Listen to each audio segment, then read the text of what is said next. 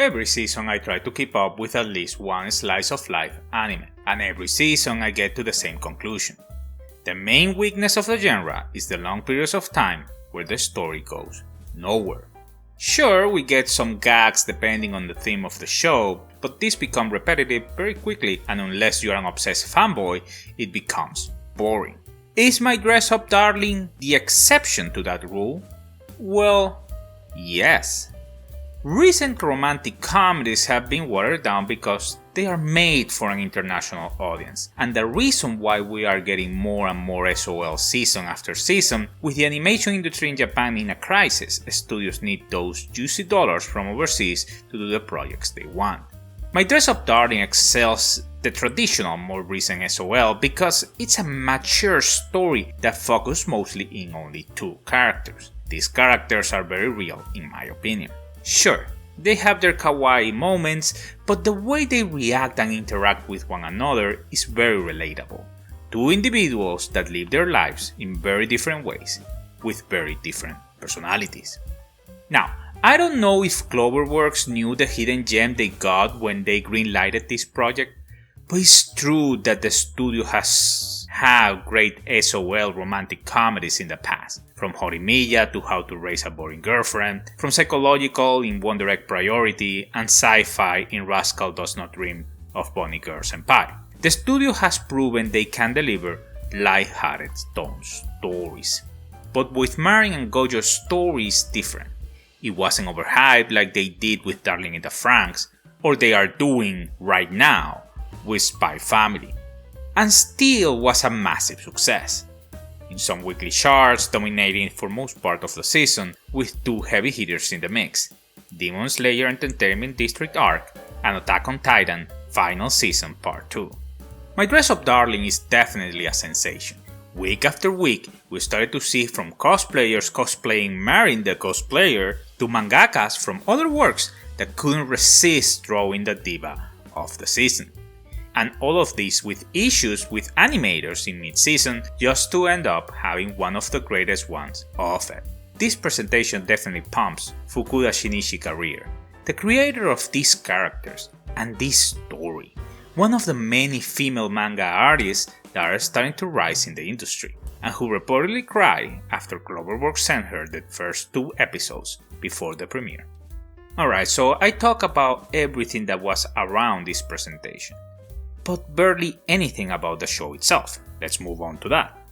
My Dress Up Darling tells the story of Gojo, a traditional hina doll maker who loves what he does and is obsessed to improve for someday be at least as good as his grandfather. Gojo, a student and introvert, does not have any friends. All he does is go to school and improving his hina doll artisan skill. However, he cannot avoid to wonder how different his life would be if he had any friends. One day, the most beautiful girl in his class falls from the sky to his desk. Marin, an extrovert and life enjoyer by nature. Soon, she will find out that the guy she just interacted with would change her life when surprised him using a sewing machine for tiny dresses for his doll. Marin, who doesn't have those kind of skills, even if she tried, asks him to help her perfectionate and improve on her dress and her cosplay, and from there onwards the duo will share a wonderful teenage summer story where we witness the struggles of Gojo, not only in fighting his inner demons to succeed in his skillful tasks, but how Marin discovers in him the love of her life. So yeah, I gave that away. Marin fails for him first, instead of the other way around, but is pivotal for this review because of how rare this is. The female character of romantic comedy that is discovering and is trying to understand her feelings, and above all, accepting them. If the first half of the story was good, the second part after Marin's realization is fantastic. This is where the story skyrockets at insane proportions. And the key of it, in my opinion, is that in this first season they decided to tell exclusively this story, just like the manga. The development of this relationship, jumping from the point of view of Marin to the one of Gojo, happens extraordinarily fluent. This is not Marin's story, this is Marin's and Gojo's story. The edgy elements are there and are impactful. Quick shots of fan service here and there, and in my opinion work out to make noise. And boy, the noise is as loud as a thunderstorm. But they are used in key situations and add to the story. Just small things that could happen that are real. Not like in your face just for the sake of it. The supporting cast was fine. This season was obviously not theirs.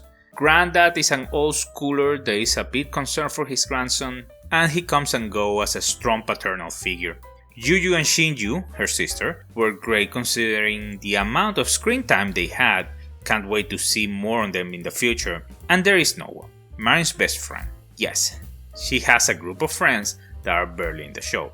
Just a few seconds here and there. I know her role will increase over time, but I wonder if Marin at least has hinted something about her feelings for Gojou at the point where the anime ends. I guess we will have to wait and see. Animation is carefully done, from Marin hair and nails to the environment, especially in the later episodes. I have to say that I did have some concerns with some issues in the early episodes. It didn't feel fluid enough, but as we move on to mid-season, animation improves a lot, and some parts are insanely good for the genre. The OST was average, and here's where in my opinion is a bit lacking. Yes, the OP and ED are kind of decent, with pretty good animation, but weren't impactful as the story is. Just an example, use Kaguya-sama OST next to this one and you know what I'm talking about. My Dress Up Darling made a huge splash this winter season, preparing itself to be considered already by many as anime of the year. Me, I am a bit more careful and won't go that far, especially considering the lineup for the rest of 2022. Heavy hitters coming up as early as spring for new and old titles. However, this story was a big surprise for many, including myself, that I am always looking for the next big thing after being disappointed more than once. With Marin and Gojou's story, this wasn't the case. Thus for me, My Dress Up Darling is an 8 out of 10. Best slice of life that I've seen in years. A true seinen, full of wholesome moments, a lighthearted story that will bring you back to better times. So, what do you think? Did Marin absolute dominates the waifu market? Was a big surprise for you too? When do you think it will have a second season, if at all? Let me know in the comment section down below. Guys, thank you all so much for watching. Like the video if you did. Subscribe to the channel if you haven't already. Join the Discord for free. The link is in the description section down below. And as always, I wish you all a wonderful day.